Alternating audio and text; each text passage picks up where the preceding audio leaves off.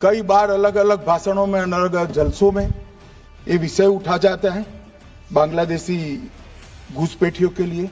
BSF क्या कर रही है, सेना क्या कर रही है।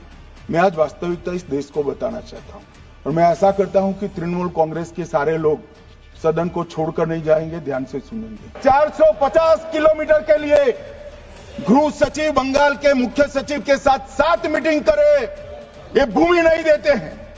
मान्यवर, जहां फेंसिंग लगाने जाते हैं सत्ताधारी पार्टी का कैडर आकर हुड़दंग करता है, धार्मिक नारे लगाता है। और मान्यवर, मैं कहना चाहता हूं कि ये 450 किलोमीटर फेंसिंग रुकी है तो केवल और केवल बंगाल सरकार की दया की दृष्टि घुसपैठियों के पर जो है, इसके कारण।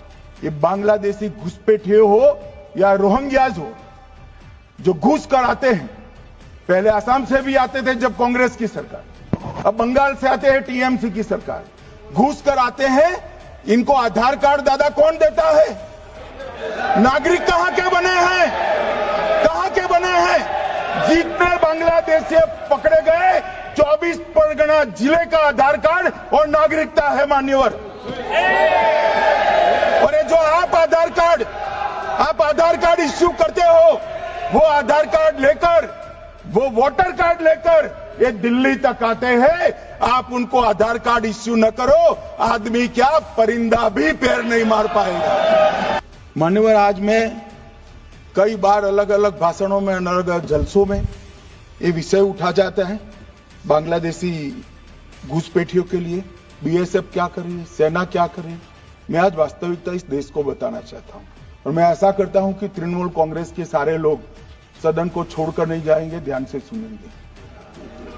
मान्यवर, हमारी बांग्लादेश के सटी हुई सीमा, अब सुनिए भाई, हमारी बांग्लादेश से सटी हुई सीमा 2216 किलोमीटर, उसमें से 1653 किलोमीटर बाढ़ बन चुका है, बाढ़ के पास वाला रोड भी बन चुका है और चौकियां भी बन। शेष फेंसिंग की लंबाई है 563 किलोमीटर। 563 किलोमीटर सीमा आज भी खुली है और शेष फेंसिंग जो 563 किलोमीटर है उसमें 112 किलोमीटर फेंसिंग ऐसी है, बॉर्डर ऐसी है जिसमें बॉर्डर फेंसिंग व्यवहारू नहीं है। नाले हैं, नदियां हैं, ऊंची नीची पहाड़ियां हैं, जहां 112 किलोमीटर में फेंसिंग हो ही नहीं सकता। और 450 किलोमीटर जहां फेंसिंग होता है वहां बाकी है। अब मैं वो बताना चाहता हूं कि क्यों बाकी है। ये 450 किलोमीटर के लिए मान्यवर, मैंने डीओ लेटर लिखकर 10 रिमाइंडर करे हैं, बंगाल सरकार भूमि नहीं देती। मान्यवर, ये 450 किलोमीटर के लिए गृह सचिव बंगाल के मुख्य सचिव के साथ 7 मीटिंग करे, ये भूमि नहीं देते हैं। मान्यवर, जहां फेंसिंग लगाने जाते हैं सत्ताधारी पार्टी का कैडर आकर हुड़दंग करता है, धार्मिक नारे लगाता है। और मान्यवर, मैं कहना चाहता हूं कि ये 450 किलोमीटर फेंसिंग रुकी है तो केवल और केवल बंगाल सरकार की दया की दृष्टि घुसपैठियों के पर जो है, इसके कारण। और मान्यवर, इससे आगे ये 450 किलोमीटर शायद ये भाषण सुनकर ममता जी भूमि दे भी दे तो हम खत्म कर देंगे, फिर भी 112 किलोमीटर खुली सीमा रहती है। मान्यवर, जब आप 2000 किलोमीटर बाढ़ बना देते हो और 112 किलोमीटर नहीं बनाते हो तो कई बार तो ये 2000 किलोमीटर के कोई मायने नहीं। आदमी को घुसने के लिए कितनी जगह चाहिए। तो 112 किलोमीटर जो नदी है, नाले हैं, एक कठिन भौगोलिक परिस्थिति है, वहां से लोग आते हैं। ये सवाल हमें करते हैं, अभी भी किया कि रोहिंग्या दिल्ली तक आ गए, आपके नाक के नीचे आए। मान्यवर, ये बांग्लादेशी घुसपैठिए हो या रोहिंग्याज हो जो घुस कर आते हैं, पहले असम से भी आते थे जब कांग्रेस की सरकार, अब बंगाल से आते हैं टीएमसी की सरकार, घुस कर आते हैं। इनको आधार कार्ड दादा कौन देता है?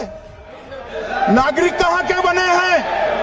कहां के बने हैं? जितने बांग्लादेश से पकड़े गए 24 परगना जिले का आधार कार्ड और नागरिकता है मान्यवर। और ये जो आप आधार कार्ड इश्यू करते हो, वो आधार कार्ड लेकर, वो वोटर कार्ड लेकर ये दिल्ली तक आते हैं। आप उनको आधार कार्ड इश्यू न करो, आदमी क्या परिंदा भी पैर नहीं मार पाएगा। और दादा ये सब चीजें भी लंबे समय चलनी नहीं है।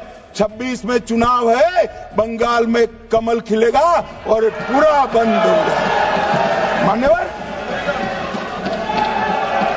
मान्यवर मुझे भी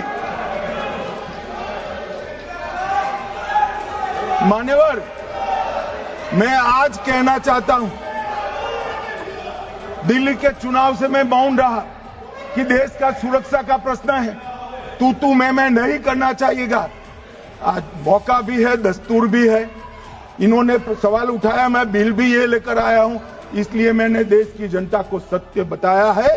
ये 450 किलोमीटर जो आपकी कृपा से खुली रही है, वहीं से घुसपैठ है, वहीं नागरिक बनते हैं, वहीं आधार कार्ड बनाया जाता है और देश भर में फैल जाते हैं।